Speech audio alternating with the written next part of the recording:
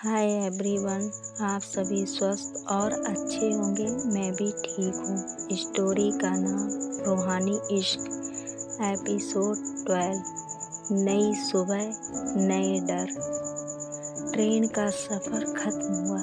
अब वो दोनों एक छोटे पहाड़ी कस्बे में थीं, जहाँ हवा में ठंडक थी, पाइन के पेड़ों की खुशबू थी और लोग एक दूसरे को मुस्कुराकर देख रहे थे।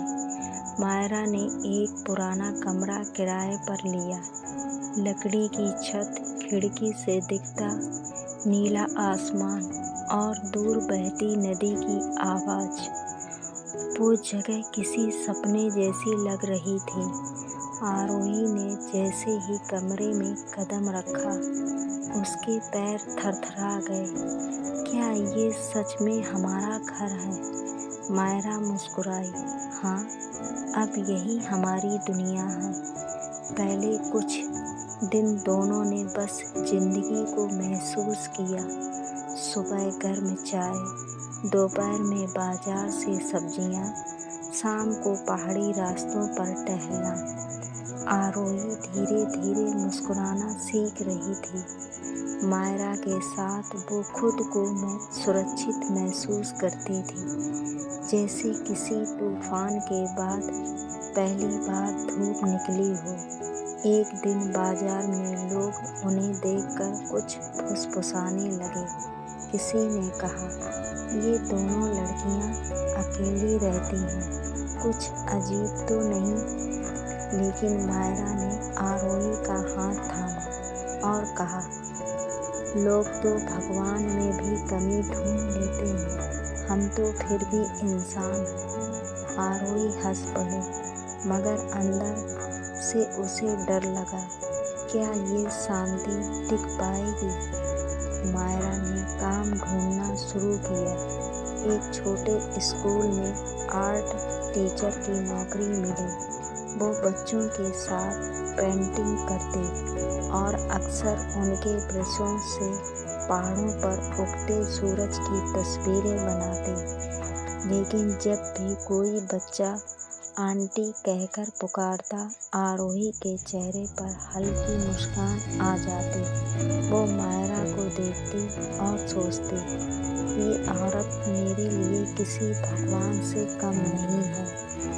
शाम को जब मायरा लौटती, आरोही खिड़की पर बैठी उसका इंतजार करती।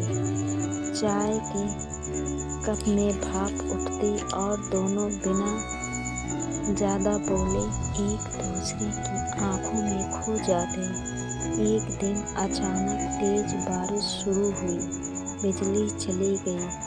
कमरे में मोमबत्ती की हल्की लौ जल रही थी।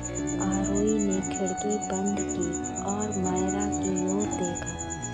बारिश की बूंदें उसके बालों से टपक रही थीं और उसकी आँखों में एक अलग चमक थी। आरोही धीरे से बोली, कभी कभी लगता है ये दुनिया रुक जाए, बस हम रह जाएं। मायरा ने कहा, दुनिया को रुकने की ज़रूरत नहीं, हमें बस डरना बंद करना है। उनके बीच एक ऐसी खामोशी छाई जिसमें प्यार, तसल्ली और अनकही बातें सब घुल गईं। उस रात दोनों बिस्तर पर लेटी, एक दूसरे के पास। खिड़की से चांदनी अंदर घिर रही थी। मायरा ने पूछा, कभी पछतावा होता है? आरोही ने उसका हाथ पकड़कर कहा, अगर प्यार पाप है तो मैं इसे हर जन्म में करना चाहूँगी। दोनों ने एक दूसरे की हथेली पर अपना नाम लिखा, जैसे किसी वचन की तरह, और उसी पर लगा कि शायद दुनिया के सारे डर उस खामोशी में पिघल गए हैं। सुबह जब दोनों बाजार गए तो एक अखबार में बड़ी हेडलाइन छपी थी, गुमशुदा लड़की आरोही शर्मा घर से भागी हुई। नीचे तस्वीर, वह आरोही की मुस्कुराती तस्वीर। उसके हाथ से अखबार गिर गया। मायरा, उन्होंने मुझे ढूंढना शुरू कर दिया है। मायरा ने उसे बाहों में भर लिया। कुछ नहीं होगा, हम फिर से छुप जाएंगे और भी दूर। लेकिन दोनों जानती थी दुनिया अब उनके पीछे है। उस शाम पुलिस चौकी से एक आदमी उनके घर के दरवाजे तक आया। हम एक लड़की को ढूंढ रहे हैं, उसका नाम आरोही शर्मा है। मायरा ने सहमत होकर कहा। यहाँ कोई नहीं रहता उस नाम से। दरवाज़ा बंद होने के बाद आरोही कांप उठी। मायरा ने उसका चेहरा अपने सीने में छुपा लिया। जब तक मैं हूँ कोई तुम्हें छू नहीं सकता। उनकी सांसें एक हो गईं। कमरे की खामोशी में बस बारिश और धड़कनों की आवाज़ थी। अगले दिन उन्होंने तय किया, अब वो भागेगी नहीं, लड़ेंगी।